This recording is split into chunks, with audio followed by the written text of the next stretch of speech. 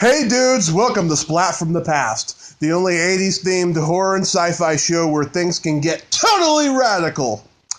Now today I will be interviewing a gorgeous icon amongst B-movie scream queen icons. And I'm talking about Deborah Dutch, or Debbie Dutch if you grew up in the 80s, 90s. And I'm going to have her on the podcast today and talk about movies she did.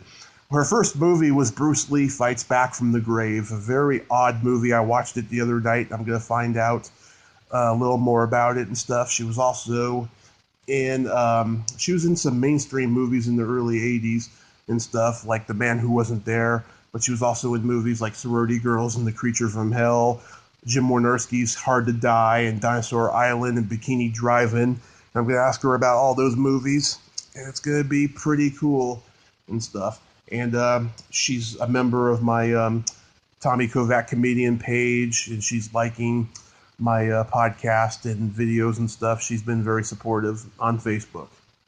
So, yeah, here is my new interview with Deborah Dutch.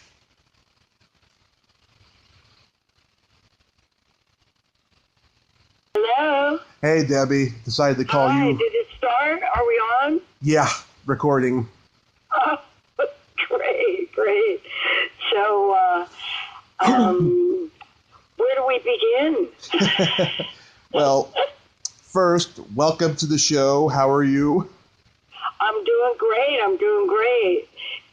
And I feel like we're really lucky to be here in LA because in the Midwest and back east, it's like below zero. Oh yeah, it's pretty cold out there and stuff. And we're really getting into winter. Yeah, but it goes by fast.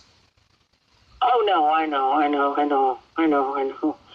So, I'm really happy about that, and just really busy doing all kinds of things here in LA. I'm getting all set for the new year. Mm-hmm. How about you? Getting ready for my trip to LA in April, and then hopefully moving there later in the year. Oh, really? When are you coming down in April? April 10th through the 14th, because I'm going to be at Monsterpalooza in Pasadena.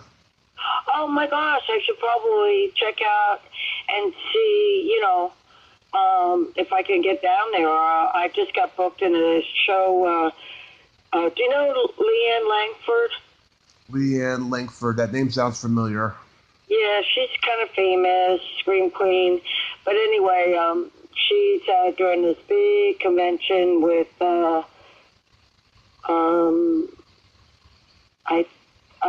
I'm just trying to think, the name of the show and everything down in North Carolina in May. So I'm going to go down there the end of May and do the convention down there. Because it's not easy for me to get away because I've got so much stuff going on in LA. Unless there's, even though Pasadena's a hop, skip, and a jump. Yeah. Oh my God. I should probably come down. I'll have to give those people a call. They've invited me to come down to do it, but I just haven't been able to do the Pasadena show for the past few years. Yeah, I'm sure they'll let you do it this year if you get a hold of them. But yeah, I'll definitely let you know when I go down there and stuff. All right, so tell me about your comedy show. Well, I'm not doing stand-up at the moment because I'm up here in Redding. I came up here to help my mom pay the rent and stuff for a little while, and so I just been out of comedy for about 2 years, but I'm going to get back into it once I'm out of Redding. Okay, because there's so much stuff going on down here between Laugh Factory, the Comedy Store, the Improv. Yep. I'll be visiting my friends at the Comedy Store when I go down there. I want to come see your comedy act. I belong to your page now. Yeah. Well, I got videos on YouTube you can check out, too. Oh, good. Yeah, I'd love to. Because I love to laugh. I think it's so important to laugh and to enjoy your life. So many people get too serious about everything. Yeah, definitely. But it's such an honor that you're taking the time tonight to talk, because I watched your movies on USA Up All Night when I was a naughty little Catholic boy. Oh, well, that's really something. Yeah, I'm flattered. Yeah. Mm-hmm. So going back to the beginning, did you know early on that you wanted to be an actress? Oh yeah. I mean, Tommy, I've done so many interviews, and it's so funny. A lot of the questions are kind of similar in a sense, like how did like this question, how did I know I was an actress? And it's pretty much always the same answer. When I was a little girl, I was ballerina, because I'm a talented dancer, so I was spinning around and performing as a ballerina. And then what happened was, once I started getting into the plays at school and everything, I was singing and dancing, and the public really, the audience appreciated, enjoyed everything I did, and that's just what I did. I mean, I spin around and then perform and sing and all these different things, and so it was just a natural, organic sort of decision that just happened in my life, Yeah. And so, and I love it. I always love performing. Yeah, did you do community theater and plays when you were in school? Oh, yeah, everything. Mm-hmm. Everything. And even, like, when I was real little, well, not real little, but, like, maybe 9 and 10, we would perform for the neighborhood. We'd make the little stages, and, of course, I'd be dancing and singing. We did the Wizard of Oz, that kind of thing, and I sang Somewhere Over the Rainbow, all that kind of fun stuff, and it was really great. And also, this is a true thing about my beginnings. I grew up in the country and in South Central Jersey, and we had all these woods and fields and whatnot, and we had a German Shepherd and a Collie, and they would breed every year, and we would have a litter of puppies. Usually in the spring they would come, and I would raise the puppies and train them before we gave them away. We just gave them away. They were beautiful. Right. They were German Shepherd Collie puppies, but I loved my puppies so much. We would go in the woods, and this is even before I started performing in plays and stuff. I would pretend I was a movie star, and the puppies, I'd give them parts, and I would act out film roles and stuff in the woods. And I know this sounds kind of funny, but it's true.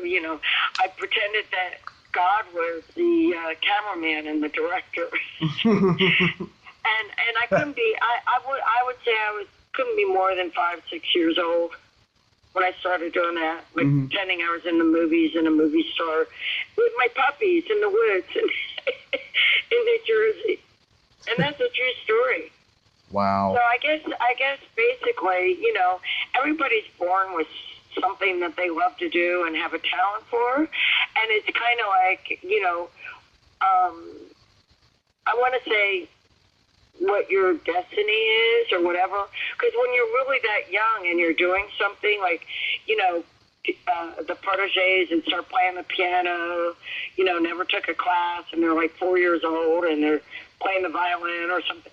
I almost believe it's like a chosen from a past life or, reincarnation, that when you come in and you start doing something that young, You know, and you don't even think about a choice even. You know, you just start doing it. I honestly think it's part of your destiny. Absolutely, I couldn't agree more. And really? You're in sync with this? Wow. I believe in That's destiny. cool because it's kind of out there, you know? It's kind of out there. Oh, I'm not normal. I believe that destiny is a true thing, and, you know, everything happens for a reason. Right, because, and also another thing is, like, a lot of young girls, especially if they're pretty and whatnot, when they get in their teens, they want to be movie stars, right, or models or something. But once you come to L.A. or New York or wherever, it's either L.A. or New York. Trust me, if you want to be in the movie business or theater or be a professional actress, once you start realizing the reality of being a successful actress, a lot of the young girls or young guys, whatever. I'm just speaking as being a young girl.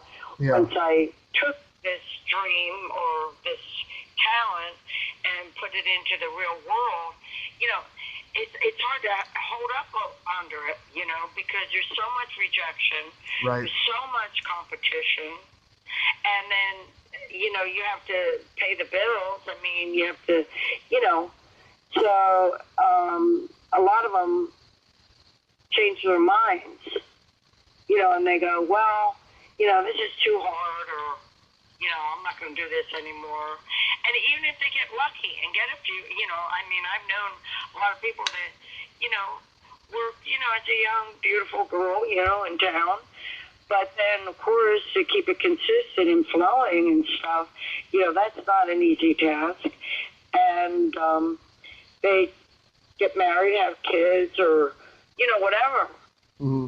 So, in other words, even if it starts out kind of strong, and then manifests at a nice, ripe, young age, doesn't necessarily mean it's going to hold up through the years. Mm-hmm. Whereas, in my case, I'm stronger and more determined than ever to fulfill my mission as an actress. I am so excited about my own movie project, The Hollywood Warriors, which is already out. I don't know if you saw it on Amazon.com. Did you get a chance? Not yet, no. Oh, you've got to see it. I will.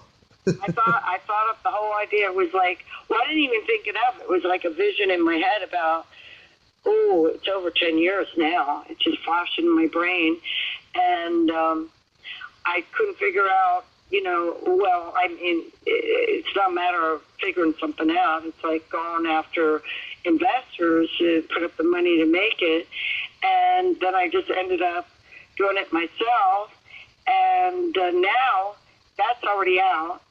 And I've shot the first episode to the sequel called War of the Gods, and it's so exciting because now with the internet, I'm making an internet series. I'm going to do 4 episodes before, the second one comes out because they're only like 30-minute segments, I think. Yeah. And I'm so excited about it. We shot the first one, and it's even better quality and technical stuff involved with it than the first one. And I'm just more excited than ever at this point in my life about my acting, my career, and also the way I look. A lot of times, people, when they get more mature and stuff and gone through a lot of life and the ups and downs and the heartaches and, the rejections and, all the other things that go on in life. I don't even need to get into all of that. That's for my book. But, which I will be writing And who knows, I don't know if it'll ever get published. I don't really care. It's kind of like my movie, The Hollywood Warriors. I just want to do it, as far as, we only take this particular trip once. I just want to make sure I do everything I want to do. Yeah. And my life has been so blessed and fortunate and interesting, and I'm going to write it all down. I am. And it's not just going to be memoir. It's just going to be an interesting journey from beginning until probably not to the very end, but towards the later segment here of this movie here. But anyway, what I was getting to is that I'm just so excited about fulfilling this mission in this life as an artist. Yeah, more than ever. And the way I look, I don't know if you've seen any recent pictures. Oh. And I'm not bragging. Please. You look gorgeous. You look gorgeous. I know, but that I accept humbly. Thank you so much. But the point I'm trying to get to is, like, I studied as a young actress when I first came to L.A. with a very famous acting coach, Milton Casales, and he was the acting teacher for, like, Michelle Pfeiffer at the time, all in the same, sort of category there, Sharon Stone. We were all in class together, and he taught us to look in the mirror. And because he taught us how to become successful in Hollywood business, because everybody thinks it's like, oh, I'm just going to audition, and let me tell you, it's a rough, tough game out here. And I could tell you all the Harvey Weinstein stories that make your hair curl, but I'm not getting in any of that stuff right now. All I'm getting to is that I learned at an early age, if you want to sell yourself, this is a business, show business. You got to look at yourself in the mirror and assess, okay, I'm starting to put a little weight on here, or my boobs are starting to droop here. I'm starting to get some bags under my eyes here, or whatever. Then you have to, target that kind of role if you want to continue to act as an actress commercially. Right. However, what I have done is, because those things didn't occur to me, of course I look more mature. I don't look like I'm 20 anymore, but I look in the mirror and I go, oh my gosh, you still look pretty damn hot. Okay, so now how are we going to work that out? How are you going to sell yourself? And that's what I'm doing now. It's incredible, the roles I'm getting now. Working with Len Kabaczynski. And what happens is, because it's kind of like a unique category that I'm in,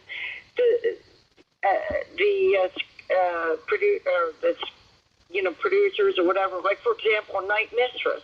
This is the last movie that I commercially did that was paid, I got paid to do, and it's coming out, and we're doing some promotion for it now and whatnot. Philip Gable, the director or whatnot, he wrote the part right in for me. One before that, I think Dustin with Meat Hook Massacre, he wrote the part in for me. Len Kabaczynski, Angel Reckoning, Hellcat's Revenge, he wrote the part in for me. So in other words, it's like almost like this part, the roles that I play now, Tommy, they're not really in a script. In other words, like, they're being written and put in the script of someone who wants me to be in their movie. Does that make sense? It does. Yeah. And I'm so sort of, besides being infinitely grateful, I'm sort of like blown away by this, and I'm thinking to myself, wow, how cool is this? Because most women at this point in their life, just say, oh, okay, well, I had a wonderful career, and Isn't it wonderful? And so now I'm just gonna, teach yoga because I teach yoga and Pilates and aerobics and I also fragrance model for Michael Kors at Macy's, and I love it all. When I'm not doing my movie stuff, I'm totally employed and making money doing these other things that I love and adore. I love modeling, and right. I love teaching yoga and et cetera and so forth. But no, more than ever, I'm so excited about this. And Jim Wynorski has been, Facebooking me quite a bit, and he's got a couple of projects he wants me to do. I've worked with him. He's responsible for making me famous. Jim Wynorski, director for Roger Corman. He had. Do you know who Jim Wynorski is? Oh yes, Jim and I are Facebook friends. Oh, okay. Well, I love and adore him, and we're really, really good friends. But he hired me back in the early '90s after the Sorority Girls movie that you saw on USA Up All Night, yep. And he put me in Hard to Die. That was a hit. Yeah, with Karen Mao Chandler, who passed away very young. She was so gorgeous. Oh my gosh, I know her so well. Yeah. I saw her actually at the film market. I would say a year before she passed. Oh. And she just had a little baby girl, I believe it was. Oh. Yeah, we were talking and everything. It happened actually very suddenly. And then, Bridget. Carney. Yeah. She passed too. Yeah. So many of them passed from those. From that. And I was in Cage Woman 2 with Larissa McComas. Mm-hmm. She passed. Yeah, all of them from that B movie camp in the late 80s, early 90s. So many of them did. And I really, and they weren't that old at all. Very strange. Yeah. That's why it's so important to realize, that life goes by so quickly, and you just have to live your life to the fullest and be the best person you could possibly be. Now that I have to, I keep check on that. I keep check on that, Yeah. So I can be, because I have a tendency to be a little bit on the wild side. Oh, don't we all? You know what I mean? I have to keep a check on myself. Mm-hmm. So last night I watched your very first movie, Bruce Lee Fights Back from the Grave. Oh, everybody loves watching that. It was very silly, campy, with overdubbed dialogue. How on earth did you get cast in this movie? Oh, this story is really a classic. A classic demonstration of how an actress gets cast in movies. I had just come out to LA. I was underage, of course. That's why, all the dates around, I don't even want to mention them. They were all off by about at least 10 years because I had to lie about my age. And I met this manager. I had just come from New York. I met this manager, and he was like a mafia guy. And all I can remember of his first name, somebody was just asking me about this. Oh, I was on the Mark White interview. Mm-hmm. You know who Mark White is? No. Oh, he does like a really cool podcast in Hollywood. And he's pretty well known out here in LA. He's really cool. But anyway, I can't remember Guy's last name. And but anyway, I met with him, and he said he wanted, he was going to manage me. And so then he calls me, and he says, I have an audition for you for a Kung Fu movie. Can you do Kung Fu? And I said, no, but I am a gymnast, an athlete, professional dancer. I'm sure I can fake it. because especially back in those days, everybody faked everything. They said, "Oh, can you surf?" Well, actually, I could surf, but I mean, you just said you could do it, and then you figured it out later. So I said, "Oh yeah, for sure.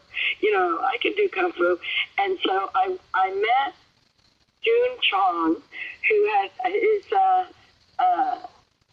it was, I don't think it was called kung fu. It was called taekwondo or Taekwondo. I don't know what it was called. But he had this kung fu studio right next to Chuck Norris. Mm-hmm. Chuck Norris was a big time martial artist at the time. Right. And everybody knows Chuck Norris. But anyway, the meeting was not at the kung fu studio. It was at a Korean restaurant because it was all Korean. It was a Korean film company, production company. June is Korean, and he at the time was at this time there was quite a bit of competition who was going to be the next Bruce Lee, because Bruce Lee had passed away a few years prior. So there was a big market for kung fu. Big, huge market, and this empty void, who was going to be the next Bruce Lee. So there were quite a few contenders at the time, June being one of them. And he had a lot of money behind him from this Korean movie production company called Hapdong Films Limited, or Unlimited, I forget, but I remember Hapdong Films. Mm-hmm. Anyway, I met him at a Korean restaurant, and it was a big, beautiful restaurant. I walk in, and there was this big table with everybody from the movie company there, the camera guy, the sound guy. They were already in LA, yeah, ready to go, but they needed their leading lady. And here I come bouncing in. And I sat down, and June was the only one that spoke English. Everybody else spoke Korean. And they're all looking at me. And I come sit down, and I'm looking around and thinking, what kind of audition is this? But I didn't say anything. I'm smiling and chit-chatting.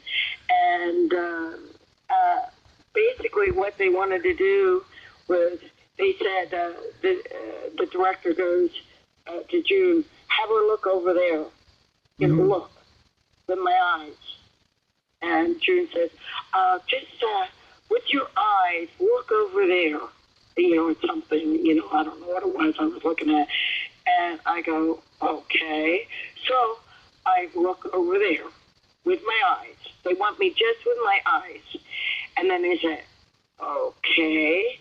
And then they said, okay, look over there. Look in another direction. I said, okay. I did that. And I think they had me look one other place with my eyes, just my eyes. Didn't turn my head, just my eyes. And then after that, June said, oh, okay. Okay, Deborah. I think they called me Deborah. Thank you so much. And then I think I had dinner. And they said, we'll be calling, contacting Guy tomorrow, first thing. We're making up our mind. They're deciding who it was that they were going to have for the lead girl. Mm-hmm. And the next day, Guy said, are you ready to go to the set? They want you right now. And I said, what? I didn't even read a line. I didn't do anything. All I did, and if you look at that movie, you saw the movie last night? Yeah. How many times did they do a close-up on my eyes? I lost count. I'm telling you, the whole thing. And these close-ups of my eyes. And it's hilarious. That was my audition. And because I have these beautiful green-blue eyes that are big, that's how I got the part. I knew it. Wow. Yeah, that's what I think. I mean, I never was told, but that's what I did. And then they offered me a 5-picture deal after that, and I turned it down because I did all my own stunts for that movie. I was so exhausted. It wasn't Screen Actor. I wasn't in the Screen Actors Guild yet. Mm-hmm. So I worked these really unbelievable hours, and the turnaround, even though they gave me a full night to turn around, it was like I would get home like maybe 10 o'clock, but I'd have to be on location. We would drive to all these places all over LA. I mean, it wasn't like it was just around the corner at a studio, at the same studio.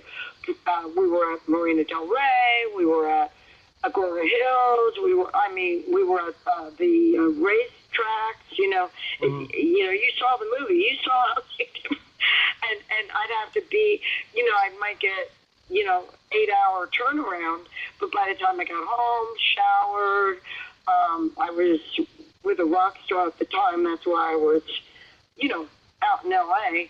So I'd be with him, for the night, because I lived with him.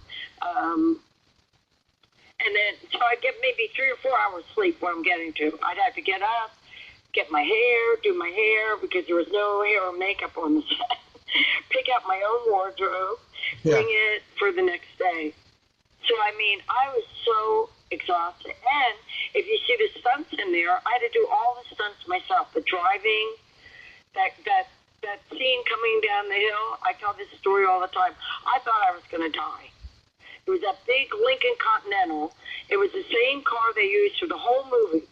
It was a taxi cab. It was this car. It was that car. And they just switched the paint on it. Inside of it, all there was one seat for the driver. And it was down so low, and it was this, 70s Lincoln Continental? Mm-hmm. My God, it was like a big boat. And I'm sitting in there, and that hill was so steep, and they wanted me to do a donut at the bottom of the hill, spin it around with dust and everything, mm-hmm. by slamming on the brakes, and they kept going, faster, faster, faster, more dust, more dust. I was scared to death, Tommy. I really was. I can imagine. Yeah, I'd be scared too. So at the end, when they offered me the 5-picture deal, at that time I said, I can't. I don't want to die. I'm not even 20 years old yet. I wasn't even 19 yet. And I'm going, I don't want to die yet. No, I can't. And so I turned it down. But I was famous in Korea. A friend of mine went to Times Square like approximately a year after I made this movie. Big billboard in Times Square of me, and Bruce Lee fights back from the grave. He calls me from New York City and goes, Dad, do you know you're on a big billboard in New York in Times Square? I said, no. I said, what for? He said, Bruce Lee fights back from the grave. And they dubbed my voice in. They pirated it. So whoever the original people were, somehow it went, there's so much, illegal stuff that happened with that movie. But thank goodness I got all my money up front. And that mafia guy did it for me, Guy. Mm-hmm. So, but of course no residuals or anything. And that thing's been playing all over the place forever, and everybody sees it. It was on television. There was the Kung Fu Saturday festivals and stuff like that. Yep. They would put that on there almost every Saturday. Wow, that's cool. I know, it was really fun. It was fun, but that was just a brief little time of my life, and then from there I went to. I got into the Screen Actors Guild by being in the TV movie with Tommy Lee Jones, mm-hmm. and that's when I got into, the really good acting class, which from there I started getting auditions for Paramount and Warner Brothers, and so I made the right decision because being tied up with the, even though I was so grateful and I had such a great time, and I loved June. June was fantastic. Mm-hmm. It was a great opportunity. And I'll tell you, every interview I do, the thing everybody wants to know about is Bruce Lee fights back from the grave. I mean, it's always one of the first questions. Wow. And it's such an interesting story. the whole thing. I feel so unoriginal, but I was reading that you were specifically written for the role in Sorority Girls and the Creature from Hell. Oh yeah, that was the director was in my acting class, and I didn't even know he had written the part for me. He just came up and told me, "I've got this lead role for you," and believe it or not, I was just coming off of a heartbreak. You know, I had gotten the part with Al Pacino in Sea of Love, and that's when my A career was really, really peaking. And I won't get into all the ins and outs about it, but it was one of these, heartbreaks because I was in the movie, and it was really big time. I mean, they were coming after me, the major magazines to do interviews, and I was flown to New York first class, picked up by a limousine, taken to the movie studio to be wardrobe. I mean, it's a whole different scene. Yeah. But I don't want to get into all the graphic details of it, but it turned out to be a total heartbreak, and my whole life sort of like went into this like, what do I do now?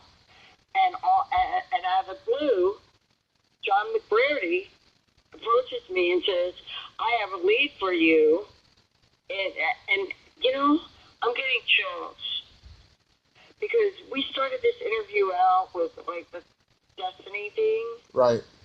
And that I really feel as if my life has been, in a lot of ways, a certain destiny that I chose before I entered into this incarnation is Debbie Dutch. But it completely changed my career by starring in Sorority Girls and the Creature from Hell, because that became a hit. That's when Jim Wynorski, I ran into Jim at a Hollywood party of one of my best girlfriends, and we just hit it off as friends, and he knew I was an actress, and he knew I was in this movie with Al Pacino and Goldie Hawn, and he said, "Would you ever be interested in being in a B movie?"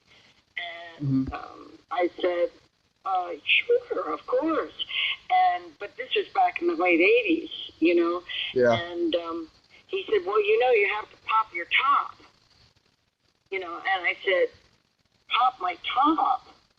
I said, "Well, no, I'm a real actress, coming from Broadway and, being in A movies and stuff like that. You just didn't take your top off if you were a serious actress, And I said, "Well, I'll let you know." And then what happened was I got picked up by Playboy magazine about the same time, well, right before Sorority Girls. So when that came out, it was just like a little topless layout in Playboy magazine as a young starlet, because I had been in the movie with Goldie Hawn and Steve Guttenberg, so they were, they just picked up, the starlets that looked good. The photographer Mark Lydell thought that, because actually how that happened was I was on Young and the Restless, and and little under 5 type things, and Mark was the security guard at CBS, but he also was a celebrity photographer, and he also shot for Playboy magazine. And he spotted me, and he said, "Deb," or Debbie, whatever. Most people just call me Deb, once we become friends. He said, "I want to shoot you and submit you for the Grapevine," which is like, it's, they feature, young starlets up and coming and whatnot. And I said, "Okay, cool." So he shot these pictures, and Playboy chose me. So once that happened, it was a topless shot, and showed my derriere. I was Miss Buns of the Month, and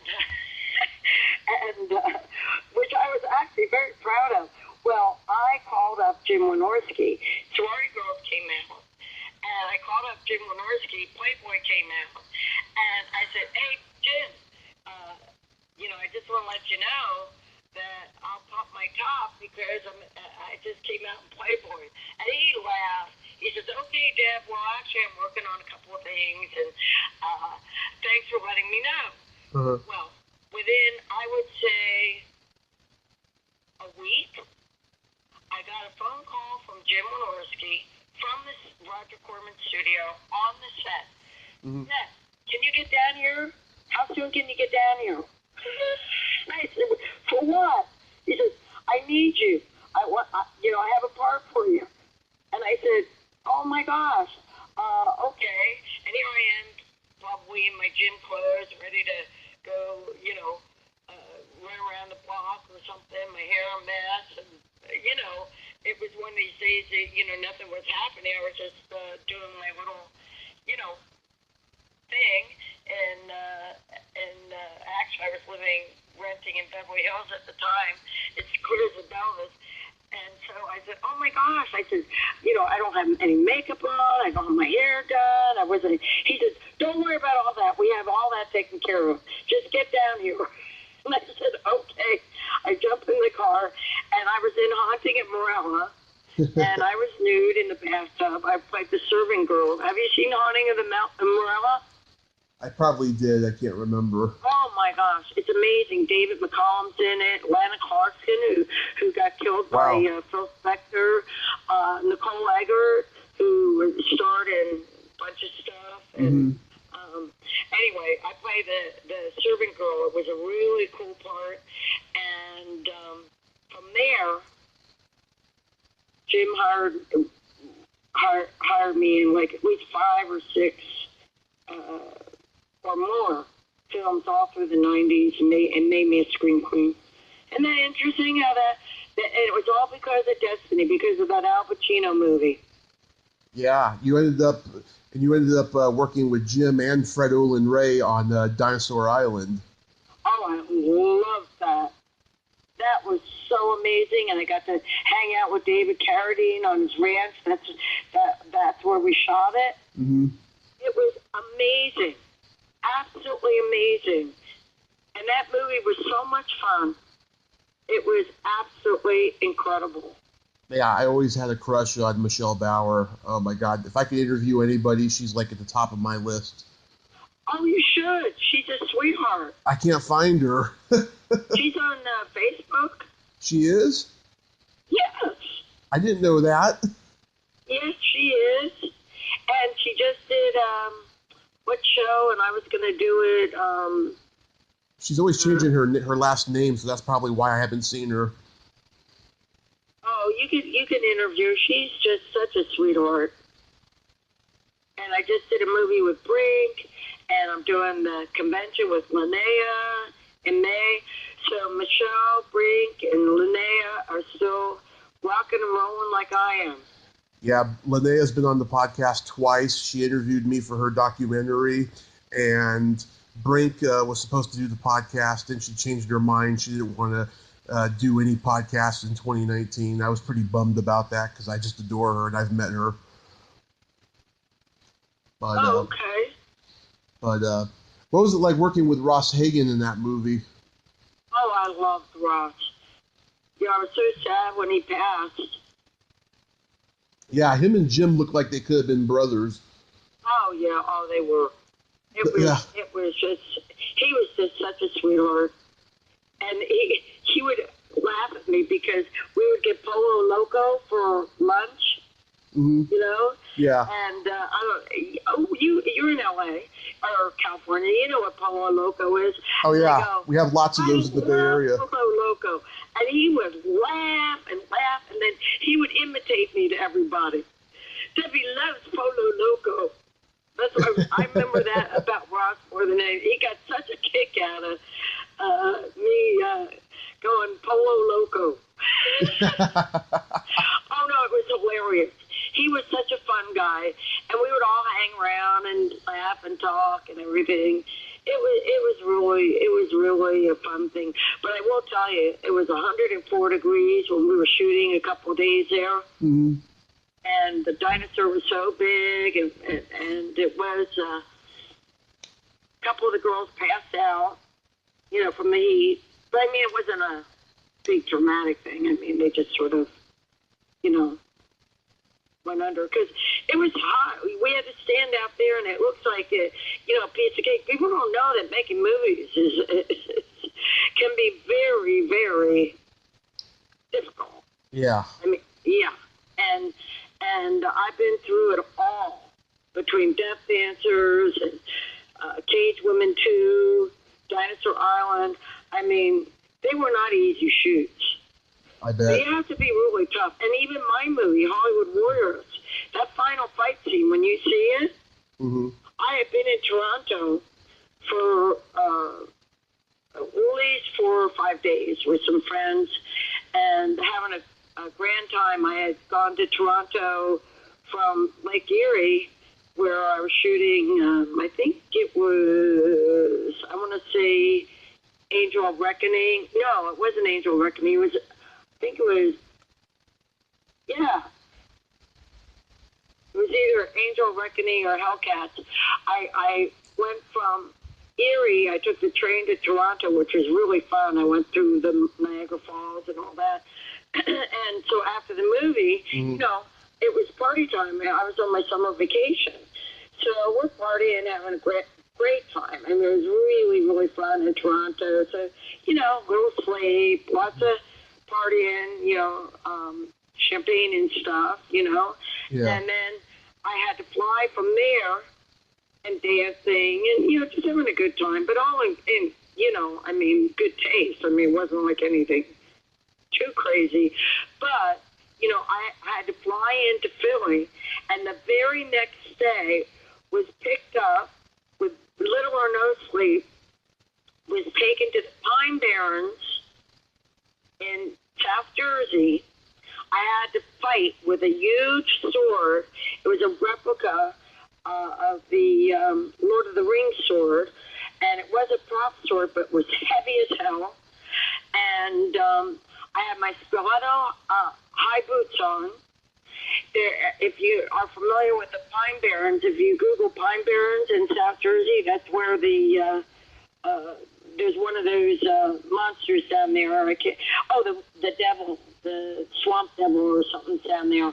I mean, it is unbelievably wild and scary down there with rocks and sand and pine trees and the mosquitoes were so big, and once again, it was 104 degrees. It was 104 degrees. I'll never forget that. And I had my warrior's outfit. I had to fight 9. This is my movie. Mm-hmm. 9 professional swordsmen. 9. And I had to have it choreographed, and like with the Kung Fu situation. Yeah. I'm not a sword fighter, Tommy. Sean McGarry was there, and he's a professional swordsman. He would choreograph the scene with each one of these swords people. Mm-hmm. But then, of course, as you know, when you make movies, you do a master, then you have to repeat it right. at least 4 to 10 times to get all the different angles of the shot, especially when you're dealing with a choreographed sword fight. I was there for at least 7 hours. That's not counting the travel time down and back. Mm-hmm. When you see the end of that sword final fight scene, yeah. when I'm limping, sweating, and crying, well, I'm not crying, but, the tears are coming out of my eyes. There was no acting going on. Oh. And I have to do all my own stunts in it. I flip over, tumbles off backwards, in rocks, sand, thorns, pine cones. This is 2 years ago. Mm-hmm. This is my movie. So the point I'm trying to get to Anybody who thinks it's a picnic, oh, I want to be a movie star. Play this segment. Choose your. This is just one of the situations. I mean, you can pick any movie that you want, and I will give you an example of how difficult the shoot was. Well, I wanted to ask about Bikini Drive-In. Oh, that was a piece of cake. Now, that one, I will say it was a total piece of cake. I was only in that one scene at the drive-in. Mm-hmm. I believe it was a 2-day shoot. It was somewhere here in L.A. Drove, there was parking. All I had to do was put on my little bikini. We hung out with the girls, danced around, ran around. I had my own, we had our own trailer. That one was a piece of cake. There wasn't anything it did go pretty late because we needed to, have the dark. But that one, I don't have a difficult, that was not a difficult shoot at all. Yeah, it was shot in like 6 days, and some of it was shot at Fredo and Ray's house. Yeah. That guy. That's an exception to the rule. But pick another movie. That guy is such a master. Oh my god. Okay, going back. Oh, if you don't mind me asking about the man who wasn't there. Oh, I love that one. Yeah, I've interviewed Lisa Langlois. She's told me about it. Oh, that was amazing. Do you know that was the first movie that had the 3D? Really? The screen? I didn't. It was called the blue screen back then. Everybody calls it the green screen. Yeah. And I made so much money with one shot that I bought myself a brand new Mustang convertible. Mm-hmm. I'm not kidding. That's the difference between A movies and B movies. Because we had to go into golden time. If you know anything about the union, regular time, overtime, and golden time. Yeah. When you go into golden time, you get 3 times your rate. And we had to go into golden time because it was the first time that they, once again, used the blue screen because the Invisible Man throws the vial, and I play the secretary there, Debbie Dawson or Miss Dawson or whatever.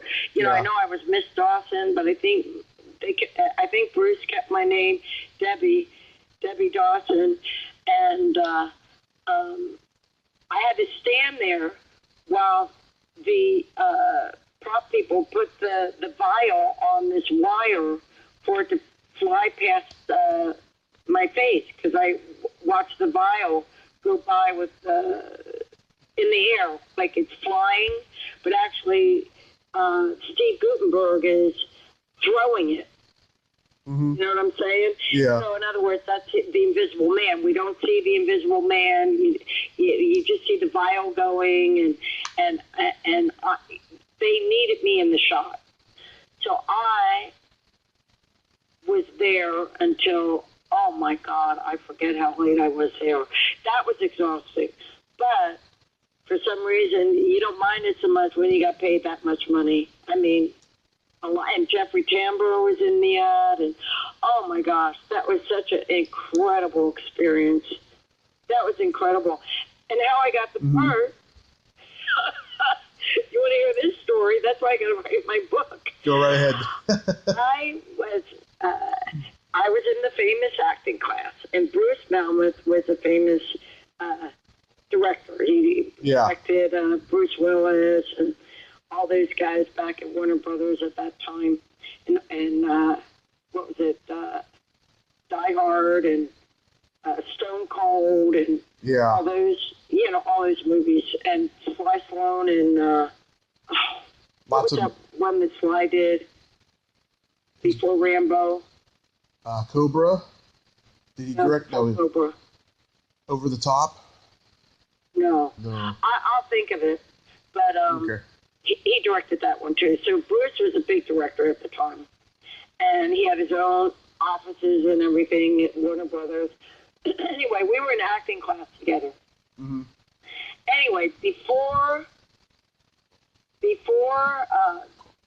he saw the scene that I did in class. A lot of people don't know this about me, so you might be one of the first people that I share this with on, a public forum here. Yeah. But I mentioned that I was a professional dancer. Well, what happened was one of my first gigs as a model when I came into town, I was a model at this incredible show at the Ambassador Hotel. And a lot of celebrities were there, and I wore Judy Garland's dress because I was always tiny.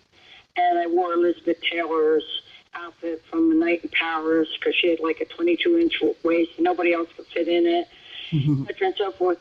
Well, the fashion designer had these original costumes, and he had a company in London. But he also had a little studio here on Hollywood Boulevard with all these fabulous original costumes. And so after the show, his name was John LeBold, and he said, Debbie, I got this idea. Would you like to have your own company? I want to call it Miss Fantasygram, because I have all these costumes, and you're such a fabulous dancer and whatnot, and it'll be our company, and I only have you and a couple other girls in it. And would you like to do it? You make a lot of money. I said, sure. So basically, it's kind of like a glorified stripper,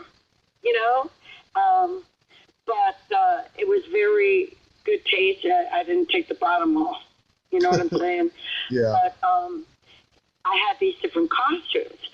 So this night I was a bunny, and I had to go to a big event somewhere at Universal Studios or something, and it was pouring rain. I left the bunny, I left the party, and I was invited to, I don't know if you remember the movie Ghostbusters.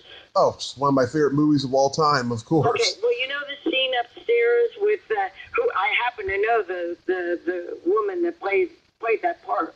With the dragons or the dogs and everything on top. Oh, Gozer. Yeah, her what's her name? Kim something? It's an exotic name. She's Hungarian or something. Yes. Well, anyway, that's the Argyle on Sunset Strip. And a director that was in the famous acting class, I told you Milton Casales where I was, his name was Tim Sims. He owned the penthouse at the top of the Argyle. He was kind of a famous director. He was having a party.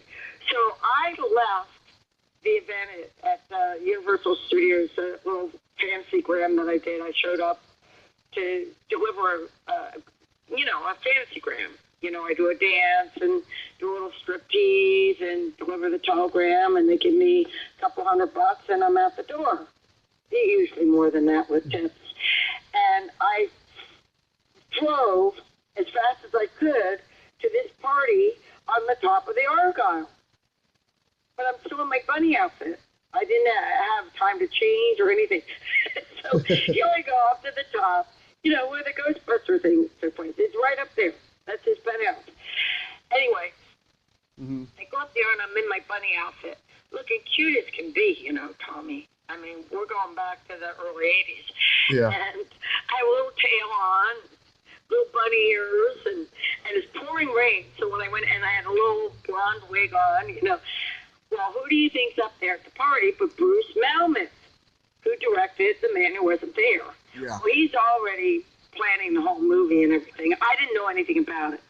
But anyway, we were talking, and we were all in acting class together. Yeah. And so we're talking, and Bruce is such a cool dude, And here I am in my little bunny outfit, and I said to Bruce, "Oh, Bruce, I'm sorry, I just did my little striptease fantasygram at Universal." I said, "But I didn't have time to change, because it wasn't Halloween or anything." Yeah. And he just got such a kick out of it. So I go down. And also, my car was towed that night, which was even another story because it's pouring rain. The trees were over the park here. So I end up at Johnson's Tow lot. The man who wasn't there is quite a story. So here I am in my bunny outfit at the Johnson's Tow lot, and all these fat guys with cigars and everything. And how much money you got on you? If you want your car back, you got to play cash. It's like 2-3 in the morning at this point. And I go, well, I only have $200, but I just did my fantasy grab. You can't take it. And they go, well, just give us 170. And I said, well, you don't get your car back. And I go, all right. So I gave him, so it was quite a challenge that night. I go home, and of course one of the young boys at the tow lot took pity on me and had a crush on me. He met me at the mobile station like 2 days later and gave me back more than half the money. I mean, this is a really funny story, but true. And he said, I'm sorry, this happened, and those guys are fat pigs, they just want to take the money. I got the money for you back. And he gave it back to me. Wow. This is a true story. Nowadays, I don't think it would happen. But it was all because I had that little bunny outfit on. And it was pouring rain. I was dripping. But anyway, in the meantime, Bruce Malmuth got in the back of his head. I wanted her in my movie. I don't know where I'm going to put her. The next week or something, I did a scene for Milton in the class, of course, if you know about acting classes. Yeah. I did a scene, and it was really, really good. It started out, I was singing, let's get physical, I want to get physical. You know that song by Olivia Newton-John, yeah. So I just broke the ice that whole, because, the people in that class were all movie stars, and Milton Casalis would shoot you right down, he just cut you right down if you sunk, because you have to have that kind of stuff going on with your acting coach, because, you can't go out in this business thinking you're going to make it if you don't have any talent. But anyway, it was a big hit, this scene. And the next thing I knew, I think the very next day, my agent called me and said, Debbie, you're booked for 3 days. The man was, and of course, when you're booked for 3 days, it's a week. And the man that wasn't there as a part of the secretary to I think it was a Secretary of State. And it turned out to be one of the greatest experiences of my life. Oh. No, there's so many of them. But anyway, I noticed we've been on the phone for an hour. I've talked for an hour. Yes. So we better... My phone is starting to die now and stuff. But Debbie, I thank you so much for coming on. I wish we could have ended it differently. I mean, there's just so many stories that to be told. Well, you can come back on. I have people come back on all the time. Okay. Well, I just want to share one thing, Tommy. I want to thank you so much for including me in your cool show, and I love being Facebook friends with you, and there's so many things going on. I just want to make sure everybody knows that I have my movie out now, The Hollywood Warriors. It's really cool. I'm shooting my War of the Gods. And I also wanted to share with everybody, please do not give up on your dreams. It's one thing. I always want to encourage everybody. I don't want this to just be about, oh, I'm so great, or, beautiful, blah, blah, blah.